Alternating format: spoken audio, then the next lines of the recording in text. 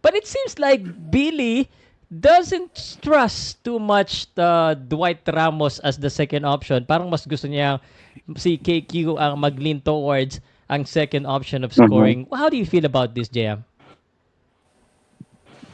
Sa akin, Boss Pao, for me, this is the time para mabigyan na ng break yung dalawa, Tamayo and KQ. Exactly. Okay. Ako? Kasi yung Yeah, yeah. confidence na nung dalawa Elaborate mo. nandyan na. Tra- Hmm. Kasi like, etong si KQ nakita natin yung tune-up. Kahit sabihin natin tune-up game, nadala ni KQ yung experience niya na nag-training siya sa NBA, sa USA. Okay? At the Mhm. same time, si Tamayo, 'di ba? Si Tamayo, yung mga hindi nakakapanood sa liga ng nilalaruan niya noon, halos nagiging superstar na siya. Yung confidence niya, yung scoring machine nandun na. Even though na maalat yung laro ni Tamayo nung tune-up game, nakita natin hindi siya takot tumira. At yun ang kailangan ng Gilas. Mhm. Kasi That's correct, kasi actually. lagi tayong umaasa kay Brownlee, 'di ba? Mhm. Pasa, Yes. pasa, pasa, pasa na kay Brownlee.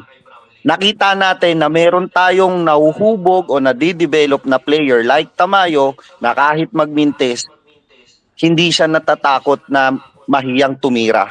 Titira siya kasi nandun yung confidence niya.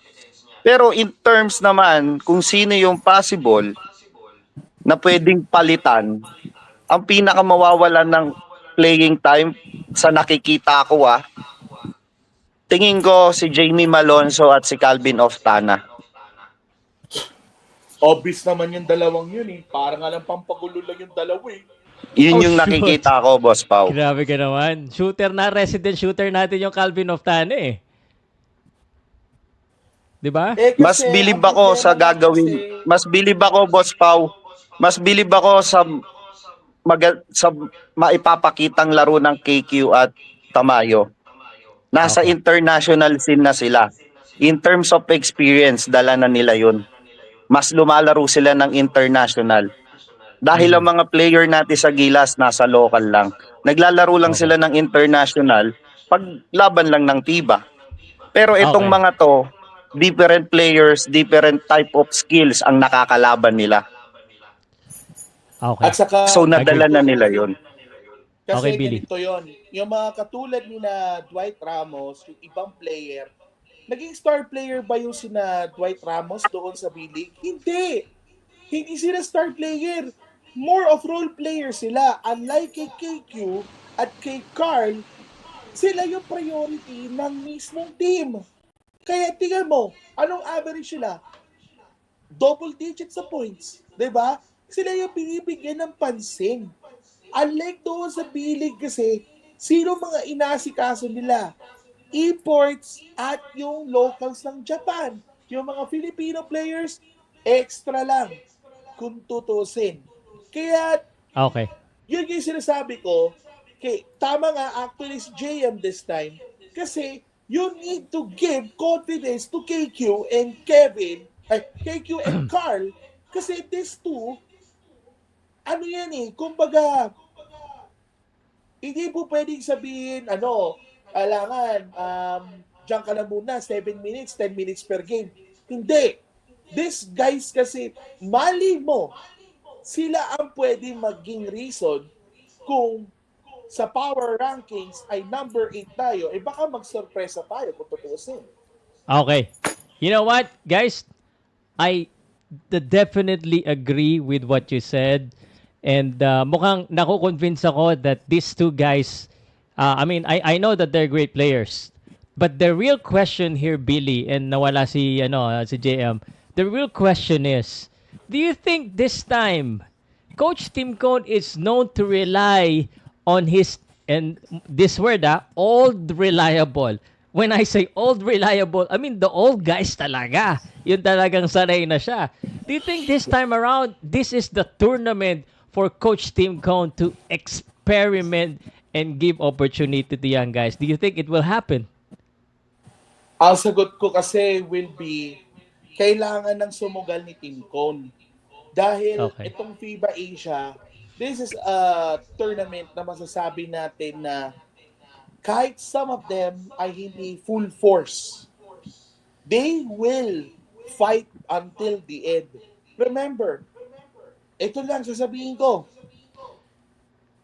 yung Australia sa buong Asia Cup, they never lost a single game. They never lost. Kailangan, kung kaya nating tapatan ang Australia kahit hanggang sa huli, ang masasabi ko lang, hindi pwedeng almost but not quite, at least nakalaban natin ang matinong Australia. Remember, our last championship ever in the FIBA Asia was in 1985 with the Northern Cement Consolidated Team. Yan yung team ni na Alan K. Dick, Samboy Lim, Chip Engelland, Dennis Steele, Jeff Moore. Kailangan ipakita naman natin kasi na kahit nandyan ang Australia, kahit nandyan ang New Zealand, kailangan pedal to the metal. Kaya natin banatan sila. Yun. Okay. All right. I agree with you. Okay.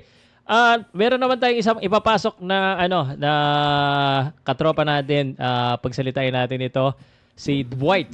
What's up, Dwight? Sir Pao, dinig mo ba ako? Yes, Aba, si sir. Lebron pala to. Lebron Hindi ko ba Pogi. Dinig mo ba ako, Sir Pao? Nabusesan. Yes. Okay. Ako agree ako sa sinabi ni Billy kanina, Sir Pao. Regarding Wow, doon, ma-agree lahat kay Billy so Yung- far. Walang yung kontrapelo, yung Okay. about Carl Tamayo and Dwight Ramos, bigyan lang talaga ng magandang minuto yung dalawa kasi hindi naman agad-agad, Sir Pao, na isingit mo lang ng konting minuto. Parang makina lang yun na kailangan mong painitin sa loob ng court eh. Di ba?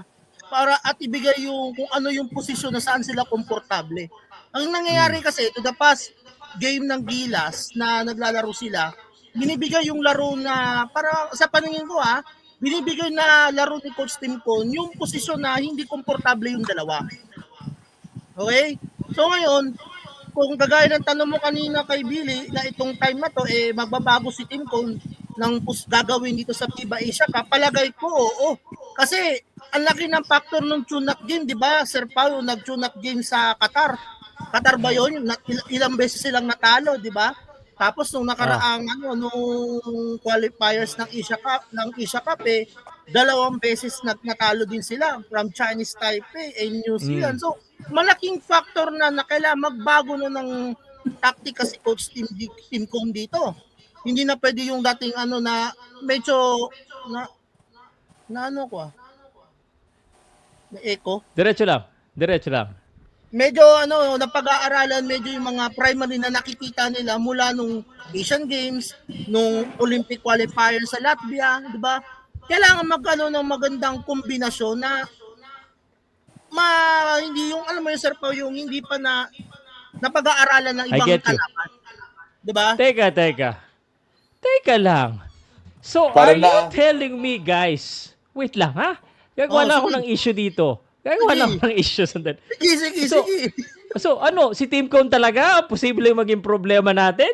Sir Ibig Pao, sabihin, agree kayo kay Billy, ang concern natin si Tim Cone? sino bang chief executive ng Gilas ngayon dyan sa na yan? Di si Coach Tim Walang Cone. iya kayo, Player lang naman mga yan. Sumusunod lang kung ano ini-instruction ni Coach Tim Cone. So, That is si correct. Coach Tim Cone ang posibleng maging grabe kayo. Actually, Yes. Hindi ko Boss Pao. Sir Pao, Yes. I'm not a Boss hater Pao. of Coach Tim Cone. Sige, bro, Jay. Sige. Boss Pao, actually, ito na lang yan pinaka-easy na lang yan. Okay. Kung gagawin nating issue si Tim Cone, mas lalo siya mababatikos pag binangko niya pa rin yung KQ at Tamayo. Why?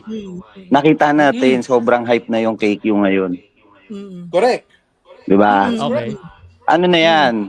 Demand na ng tao na maglalaro yan. And Correct. for sure, ibibigay na yan ni Tim Cone.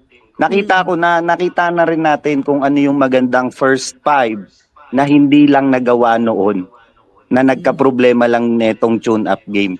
Okay? Ang pinaka first five na pwede mong makita dyan, AJ Edu, AJ Edu, Brownlee, KQ, Dwight, and Scottie Thompson. Meron ding AJ Edu, Pajardo, Brownlee, KQ, or Dwight. Okay. All right. So Yun ang ano yun ang nakikita natin. And Ah, sige actually Boss Pao. nanonood si Coach Tim Cone ngayon. So ang sagot niya pinag-iisipan pa daw niya eh. Hindi, alam mo, Nag-iisip si Coach Tim.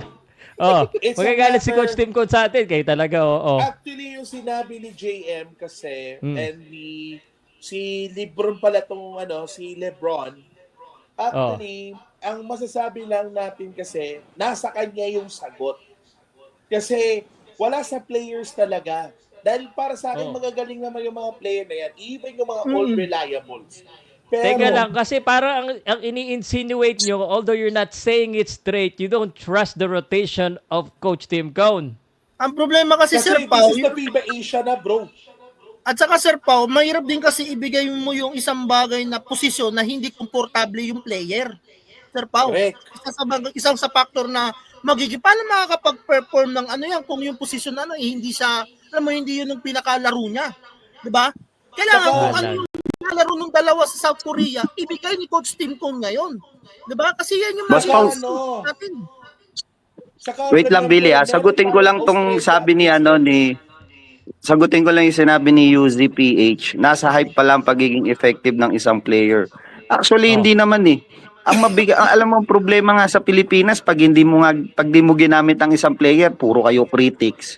Keso ganito, ganyan, ganito, ganyan. 'Di ba? Si KQ nakikita nyo kaliwat kanan, binabalita na kung san-san. At kung napapanood nyo ang laro ni KQ kung gaano kasipag mag-ensayo yan, umaga, tanghali, gabi, nag-iensayo ang bata. After ng training sa Gilas, mag-iensayo pa yan ng private workout niya bago siya umuwi. Sa gabi, magpa-private workout ulit siya. Ganon ka-desidido yung bata. Kaya nga, isipin Ba? nyo lang kasi. Nakita nyo kung ano yung resulta ngayon ng nangyari sa kanya. Hindi na, Yung kumpiyansa ng isang yung wait lang Billy, yung isang kumpiyansa ng Kevin Kiambao ngayon ibang-iba na. Hindi. Ang tanong diyan, anong pipiliin ni Tim Cone kung Oftana ba o Kevin Kiambao?